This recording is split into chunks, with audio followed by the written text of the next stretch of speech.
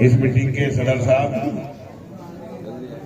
हमारे सरपरस्त पतिया पहलवान जी, नगर पालिका के पूर्व चेयरमैन अलीमुद्दीन साहब, पूर्व प्रत्याशी भाई नफीस चिश्ती साहब, यूनुस साहब, फारूक बुरहान जी, भाई फैसल अजमी साहब, हमारे आफ्ताब वकील साहब, नाम तो में अनवर भाई, हारून भाई, गफ्फार भाई और एहसान भाई, बस सबके ले सकता हूँ करीब करीब, हाजी जी, और अगर भाई नाम हमारे टाटा साहब भी बैठे हैं, उधर साबिर भाई भी बैठे हैं, बहुत सब हमारे यहाँ मौजूद इस हसनपुर के सभी समाजवादी पार्टी के हमारे साथी नेता पदाधिकारी संचालन कर रहे आरिफ अख्तर साहब और इस कार्यक्रम के दूल्हा जिनके लिए ये कार्यक्रम यहाँ पर आयोजित किया गया है चौधरी शकील साहब, मैं सबसे पहले अपनी तरफ से और आप सबकी तरफ से चौधरी शकील साहब को मुबारकबाद देता हूँ और इंशाल्लाह उम्मीद करता हूँ कि पार्टी ने जो जिम्मेदारी दी है वो यकीनी तौर से उस जिम्मेदारी को निभाकर समाजवादी पार्टी को मजबूत और संगठित करेंगे। और साथियों, आप सब लोग जानते हैं घर परिवार में जब कोई आदमी होता है उसके ऊपर कोई बड़ा बैठा होता है तो वो फ्री रहता है। फ्री आदमी को जहां दिल करे घूमे, जहां दिल करे कुछ बोले, जहां दिल कुछ कहे वो करे, लेकिन जब जिम्मेदारी उसके ऊपर आ जाती है तो जाहिर सी बात है, लोग कहते हैं ना कि किसी के ऊपर जब जिम्मेदारी डाल दी जाती है तो फिर वो पूरी जिम्मेदारी जितनी अच्छी तरह से निभाता है लोग उतनी इज्जत और इतनी मेहरबानियों से उसे नवाजते हैं। आज ये जिम्मेदारी शकील चौधरी साहब को मिली है, मुझे पूरा यकीन है कि इसे निभाकर वो समाजवादी पार्टी को मजबूत करेंगे और खुद भी आगे बढ़ेंगे और समाजवादी पार्टी को भी आगे बढ़ाने का काम करेंगे। दूसरी बात मैं ये कहना चाहता हूं साथियों, अभी 2 महीने बाद आपको एक बहुत बड़े इम्तिहान से गुजरना है और खास तौर से मैं अपने नौजवान साथियों से कहना चाहता हूं, हमारी लड़ाई बहुत बड़ी ताकतों से है। वो प्रचार के मामले में भी हमसे आगे हैं, वो पैसे के मामले में भी हमसे आगे हैं, सत्ता उनके पास है, प्रशासन उनके पास है, मीडिया उनके साथ है, सारी चीजें उनके साथ हैं। उन ताकतों के साथ हम लोगों को लड़ना है। और अब वो जमाना चला गया जब दिल्ली के अंदर और लखनऊ के अंदर कोई घटना होती थी तो हम लोगों को पता चलने में 2 दिन 4 दिन लग जाते थे। अब तो दिल्ली में घटना हुई, सोशल मीडिया के जरिए 2 सेकंड में आपके पास पूरी दुनिया के अंदर उसकी खबर फैल जाती है। ये बात मैं इसलिए कहना चाहता हूं नौजवान साथियों, ये भारतीय जनता पार्टी अगर इस हसनपुर के अंदर मजबूत होती है तो आप ये ध्यान रख लेना, ये आपको निशाना बनाकर मजबूत होती है। आप याद करो किस लिए, इनके पास कोई मुद्दा नहीं होता। अरे क्या आज हसनपुर के अंदर 3 लोग मोटरसाइकिल के अंदर नहीं जा रहे?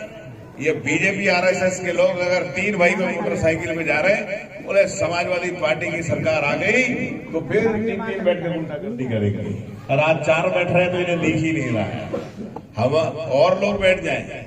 मतलब इस तरह के भ्रमक प्रचार फैलाते हैं।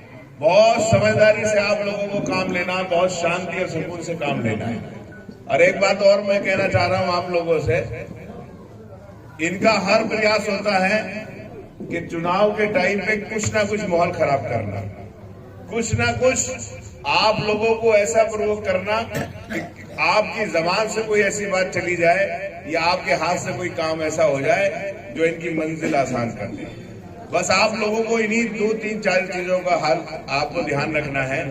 बाकी आप सब लोग जानते हैं कि जब से बीजेपी की सरकार बनी है, मैं दावे के साथ कह सकता हूं इस हसनपुर के अंदर बीजेपी का विधायक या बीजेपी की कोई सरकार ये नहीं बता सकती कि कोई एक बड़ा काम इस हसनपुर की जनता के लिए भारतीय जनता पार्टी की सरकार।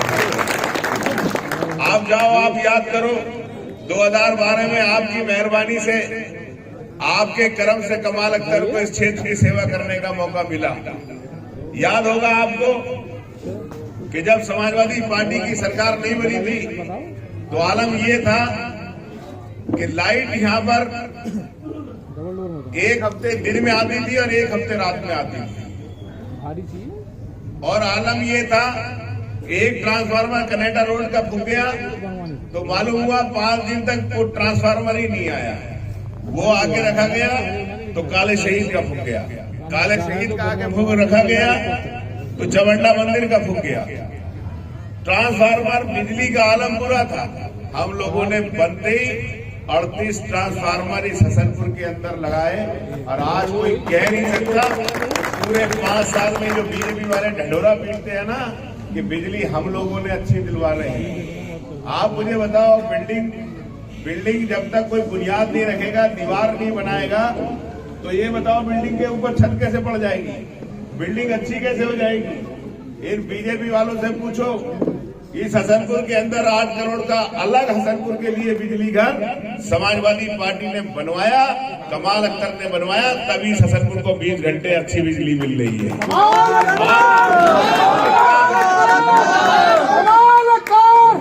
इनका आलम ये है कि ये तो बिजली को भी हिंदू मुसलमान कर देते हैं। तुमने पढ़ा होगा फेसबुक के ऊपर 2-4 दिन, भाई ये आंधी, ये बिजली, ये बारिश, ये तूफान कोई कमाल अख्तर के हाथ में तो है नहीं, या तुम्हारे हाथ में तो है नहीं। तूफान आता है तो 2-2, 3 दिन, 4-4 दिन के लिए बिजली चली जाती है। 132 का एक बिजली घर था आपके गजरौला के अंदर, उसके ऊपर कम से कम 17 बिजली घर थे। उसी से हसनपुर को बिजली सप्लाई होती थी, उसी से गजरौले को बिजली सप्लाई होती थी, उसी से बचनाव को, धनौरे को, जोया तक को 132 से होती थी।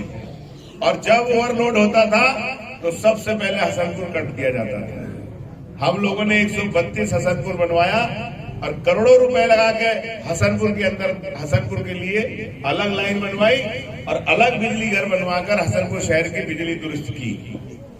लेकिन अगर 4 दिन बिजली भाग जाती है तो बीजेपी वाले लिखते हैं कि ये उधारी से बिजली जो काटी जा रही है, इसे उधारी से बिजली को रोका जाए। ऐसा लग रहा है जैसे उधारी से कोई दूसरी बिजली आ रही है और गजरौले से कोई दूसरी बिजली आ रही है। मैंने कहा उनसे, भाई तुम्हारा विधायक है, तुम्हारी सरकार है, उधारी से कट के हसनपुर में 132 बनवा दो। लेकिन के बाप के बस की नहीं है 132 बनवाना, तो तू 33 11 केवी भी लगवा दे। एक ट्रांसफार्मर भी बनवाया, डिग्री कॉलेज हम लोगों ने बनवाया, हम लोगों ने तहसील यहाँ पर सैंक्शन कराई, हम लोगों ने यहाँ पर बस अड्डा बनवाया, करोड़ों रुपए की सड़कें बनवाई। लेकिन हसनपुर के अंदर ये बीजेपी का कोई एक आदमी नहीं बता सकता कि किसी ने कोई एक काम भी, बड़ा काम इस हसनपुर के लिए करने का काम किया हो। मैं आपसे यही कहना चाहता हूं कि जब चुनाव आता है तो उसका सबसे बड़ा कारण होता है कि हमारा पोलिंग कम होना। अब आप मुझे बताओ, आप वोट की कीमत नहीं समझते। ये वोट वो वोट है कि आप लोग वोट देते हैं, एमएलए बनता है और एमएलए जाके सरकार बनाता है और सरकार के अंदर फैसला होता है कि गरीब आदमी को नौकरी मिलेगी या नहीं मिलेगी, बच्चों को अच्छी तालीम मिलेगी या नहीं मिलेगी, गरीबों को राशन मिलेगा या नहीं मिलेगा, बिजली सस्ती होगी या नहीं होगी, बिजली चेकिंग करने के नाम पर लूट रुकेगी या नहीं रुकेगी, या पुलिस लूट रोकेगी या पुलिस के जो लोगों के साथ उत्पीड़न किया वो रुकेगा या नहीं रुकेगा। ये सारे काम सरकार के होते हैं। इसलिए मैं आपसे कहना चाहता हूं, आप खुद देख लो इस 5 साल के अंदर बिजली वालों ने कितनी लूट मचा के इस हसनपुर के अंदर रखी और कितना गरीब आदमियों को उत्पीड़न करने का काम किया।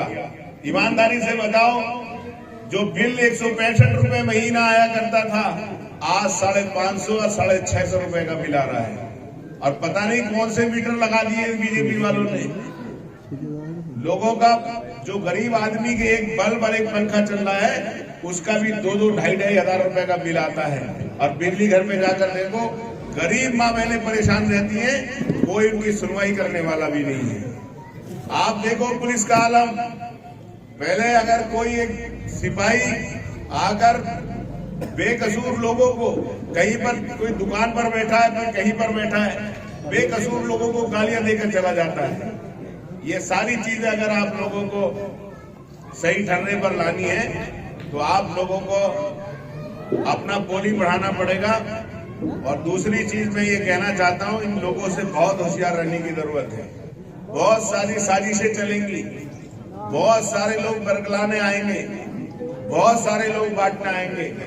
फैसला आप लोगों को लेना है कि आप उत्तर प्रदेश के अंदर कैसे लोगों के हाथ में सौंपना चाहते हैं और इस क्षेत्र की भागदौड़ कैसे लोगों को सौंपना चाहते हैं। मैं सिर्फ आपसे यही अपील करूंगा कि जहां भी आपकी वास्तेदारी, नातेदारी, रिश्तेदारी, दोस्ती, यारी या फोन के जरिए है, आप उनसे कहो कि इस बार समाजवादी पार्टी की मदद करें और इस बार अखिलेश यादव जी उत्तर प्रदेश के अंदर सरकार बनाएं। और इस भारतीय जनता पार्टी की जो जन विरोधी सरकार है, जो लोगों को बर्बाद और बांटना चाहती है नफरत के अंदर, उस नफरत के बीजों को खत्म करने का काम करेंगे।